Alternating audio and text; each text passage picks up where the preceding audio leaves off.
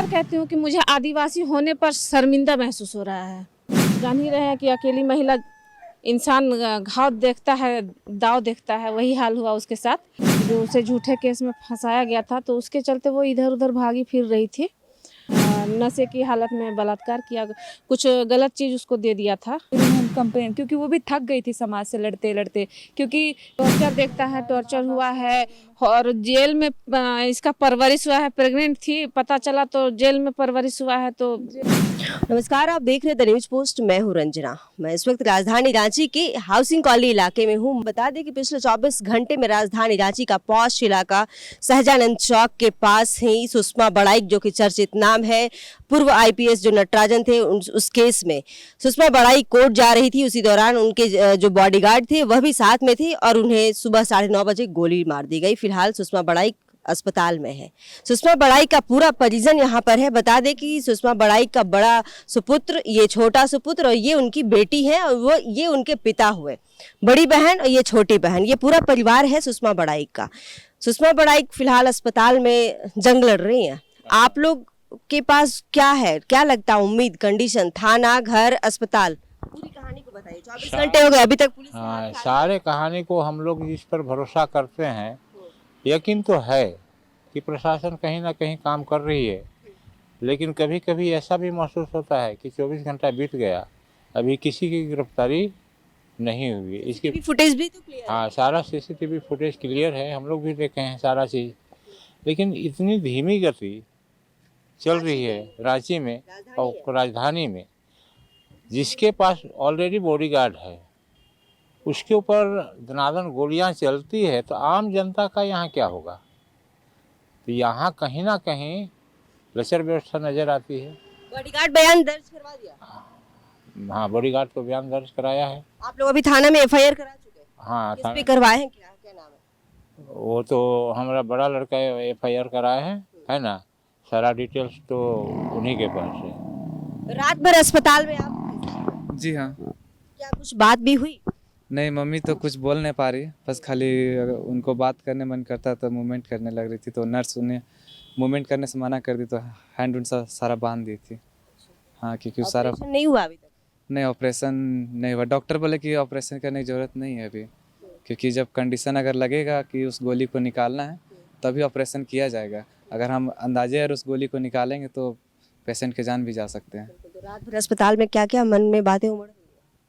देखिए, अब मन में तो यही उम्मीद है कि ठीक हो जाए मम्मी, बस। उम्मीद है। हाँ, प्रशासन से क्या गुहार है? प्रशासन से यही गवाह है कि सारी हम लोग को जो फाइनेंशियल प्रॉब्लम जो है सारा हेल्प कर दे, बस। निजी अस्पताल कौन ले गया था? निजी अस्पताल मेरे मामा ले गए थे तुरंत वहाँ से। अति स्पॉट जहाँ गोली चला हुआ था ना, वहाँ से मामा गए, उठा के हॉस्पिटल ले गए। मैं एफआईआर हो गई? हाँ, आकाश नहीं लिखा, प्रशासन ले गया था, तो पका बिल्कुल। कितना भाई बहन है आप? 2 भाई 1 बहन। क्या है भविष्य का, मतलब कितना चिंता सताता है? बहुत ज़्यादा ही। पूरी कंधे पे जिम्मेदारी आपकी है? क्या जी हाँ, दिन रात कमाना, पढ़ना, सब कुछ करना। मम्मी के साथ केस लड़ने आप भी जाते हैं? नहीं जाता तो नहीं, तो कभी कभी चल जाता था, क्या कि उनके साथ बॉडीगार्ड रहते थे ना, तो मैं काम देखता भी था। जाती बॉडीगार्ड? हाँ, मैं काम देखता था। काम छोड़ दूंगा तो फिर कौन देगा? भाई, छोटा भाई का ख्याल पिछले 24 घंटे से कैसे रखा जा रहा है? ठीक से रखा जा रहा है, ये तो नानी लोग के साथ में है, तो मम्मी के बिना रह लेता है? हाँ, मम्मी के बिना रह लेता है। किस पे शक, किस पे जाता? शक देखिए, मम्मी के बहुत सारे दुश्मन हैं, शक तो सब में जा रहे हैं, क्योंकि बहुत सारे केस हैं। नटराजन का है, दानिश का है, और भी बहुत सारे छोटे मोटे। दानिश रिजवान से कब मिली थी? ये मैं तो बहुत छोटा था उस टाइम। सुषमा बड़ाइक का सबसे छोटा सुपुत्र है। क्या नाम है आपका? सोनू। सोनू। पता है मम्मी कहाँ है? अस्पताल। अस्पताल। क्या हुआ है मम्मी को? गोली मार। कौन मारा, ये सब भी पता है? क्या मम्मी से बात करने की इच्छा, मम्मी को देखने भी गए थे? नहीं।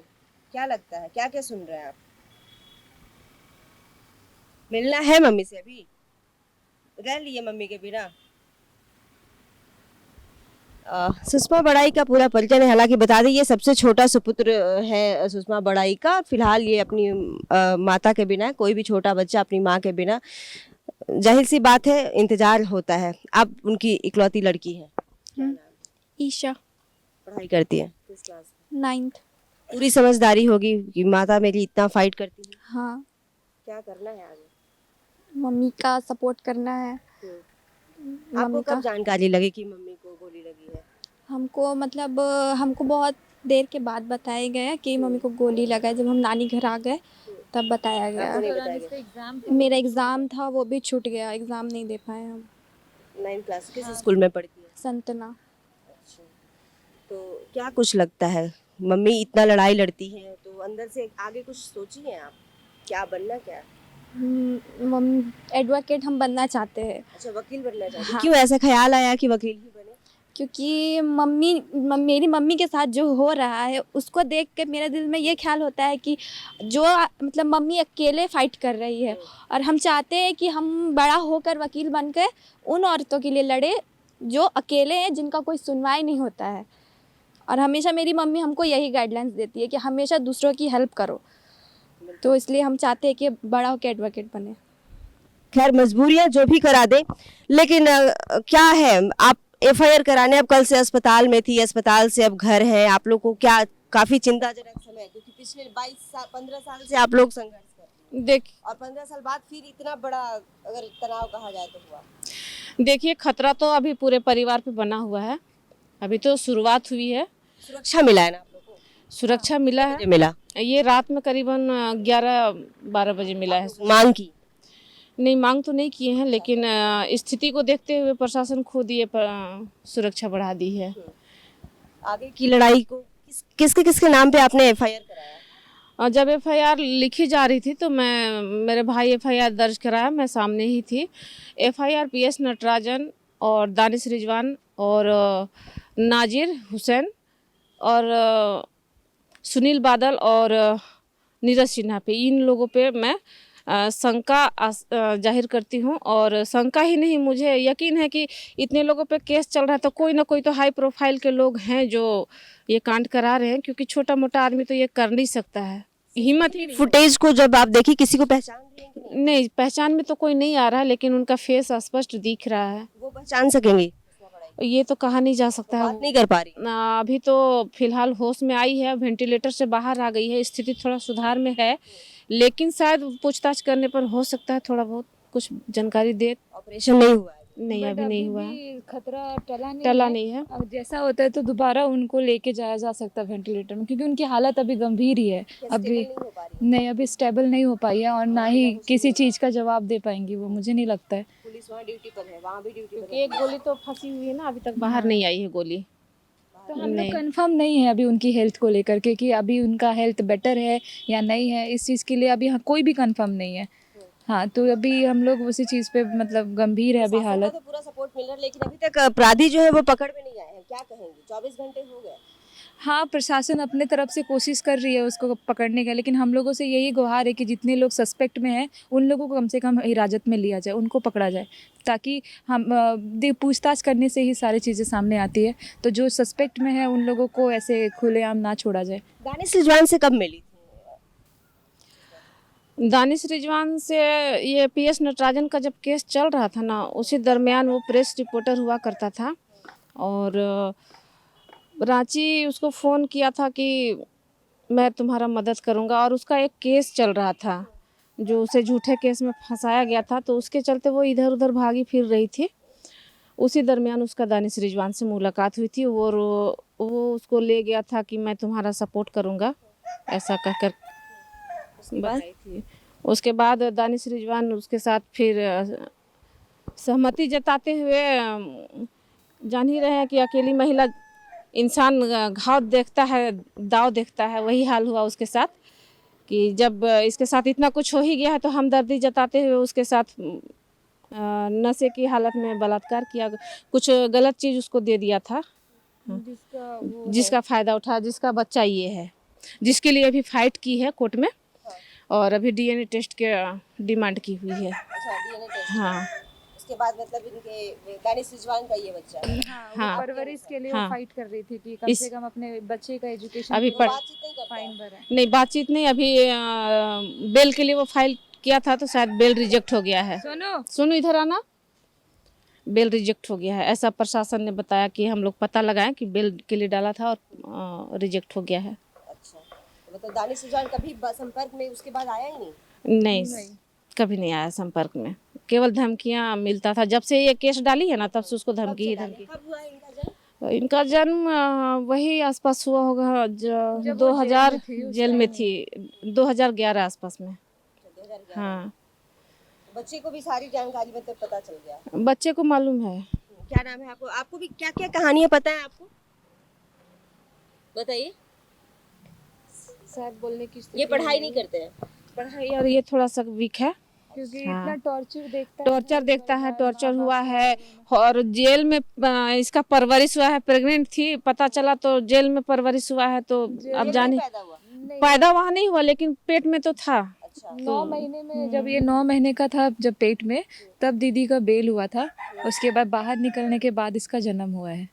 तो जो भी है वो पेट में जब ये था तो ये जेल में ही दीदी वहाँ संघर्ष कर रही थी। तो और ये जो दानिश रिजवान वाला है कि जब जेल में उनका 2 से 3 महीना हो गया तब उनको पेट में कुछ दर्द या महसूस कुछ हुआ होगा, तब वहीं जेल के ही लोग उनको हॉस्पिटल ले गए, तब जाके कंफर्म हुआ कि वो प्रेग्नेंट है। तो ये सिलसिला था। पैदाइशी के बाद फिर दानिश रिजवान पे केस हुआ। इनके पैदाशी के कुछ, जब दीदी का चारों तरफ जब केस था, वो बेचारी खुद ही इतना परेशान थी सारा कुछ करते करते, तो उसको लगता था कि कभी ना कभी वो आदमी आएगा इसके परवरिश के लिए, कम से कम अपना वो रिस्पॉन्सिबिलिटी उठाएगा। बहुत बार उसको मेल मैसेज बहुत बार की थी। तो उसके बाद जब ये सब वो मतलब बातों को इग्नोर करने लगा, तब जाकर के दीदी ने कंप्लेन दर्ज किया कि अब तुम अगर मेरे अच्छे से नहीं मान रहे हो तो फिर मेरे को कंप्लेन तो दर्ज करना पड़ेगा।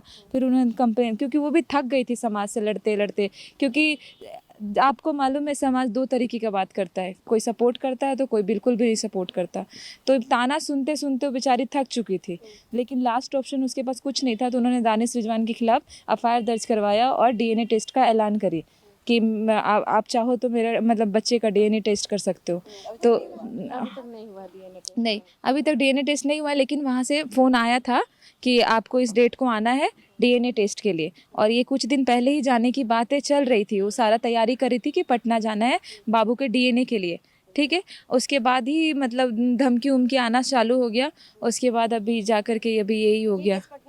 हाँ, ये केस पटना की थी। कहना चाहती हूँ कि आज हम लोग आदिवासी समाज से बिलोंग करते हैं और आज मैं खुलकर कहती हूँ कि मुझे आदिवासी होने पर शर्मिंदा महसूस हो रहा है, क्योंकि हमारे राज्य में आदिवासी मंत्री हैं, मुख्यमंत्री जी हैं, देश की राष्ट्रपति आदिवासी हैं और कहा जाता है कि झारखंड राज्य में आदिवासियों को बहुत सपोर्ट है, बहुत प्रेफरेंस है। मैं तो जब से पैदा हुई हूँ तब से अभी तक देख रही हूँ कि कोई प्रेफरेंस नहीं है, कोई सपोर्ट ही नहीं है। आदिवासी को तो इतना इग्नोर किया जाता है जिसका कोई बयां ही नहीं कर सकते हैं। और आज हमारे आदिवासी संगठन के लोग कहते हैं कि हम ये हैं, हम वो हैं। नहीं, हमसे मिले नहीं है, अभी तक कोई आदिवासी सामने नहीं आया है और आदिवासी का भगवान बने फिरते हैं। तो इसीलिए मैं कहती हूँ कि मैं शर्मिंदगी से कहती हूँ कि मैं शर्मिंदगी हूँ कि हम आदिवासी घरों में पैदा लिए। छोटे बच्चे को देखिए, ये जैसा कि परिजन के अनुसार कहना है कि ये जो छोटा बच्चा है ये दानिश रिजवान जी हाँ। इनकी परवरिश के लिए सुषमा बड़ाइक ने पटना हाईकोर्ट में वहां पर उनका केस चल रहा था और डीएनए टेस्ट की उन्होंने मांग कर रखी थी। खैर, ये तो इनके परिजन इन सारी बातों को कह दिए और राजधानी रांची में जो ये वारदात हुआ है, इस वारदात को हुए 24 घंटे से अधिक हो गए। पुलिस प्रशासन पर भी ये सवालिया निशान खड़ा होता है, क्योंकि आखिर 24 घंटे के बाद भी सीसीटीवी फुटेज आने के बाद भी अपराधी बेलगाम घूम रहे हैं, पकड़ में नहीं आए हैं। इसके लिए कब तक इंतजार करना होगा ये तो आने वाला वक्त ही बताएगा। तमाम ऐसे ही अपडेट्स के लिए बने रहिएगा द न्यूज पोस्ट के साथ। नमस्कार।